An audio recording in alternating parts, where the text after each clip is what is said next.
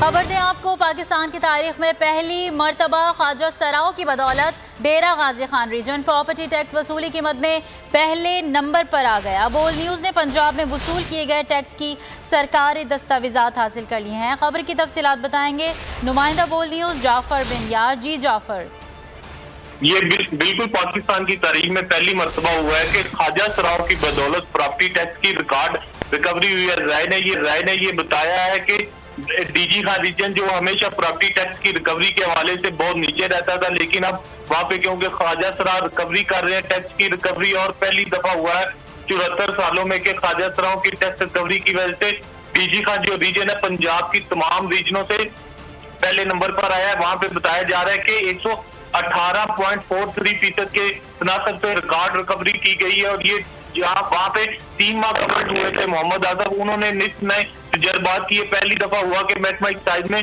ख्वाजा सराओं को जिम्मे लगाया गया कि वो टैक्स रिकवरी करेंगे, जिस पर महकमा के अफसरान की जानिब से उन पर शदीद तनकीद की गई। लेकिन अब ये देखा जा रहा है कि डीजी खान रीजन जो वज़ीर आला पंजाब का 22 जिला है, वहाँ का रिकॉर्ड रिकवरी की गई है। दूसरे नंबर पर सरगोदा डिवीजन बताया जा रहा है, वहाँ पे 99% रिकवरी रही है।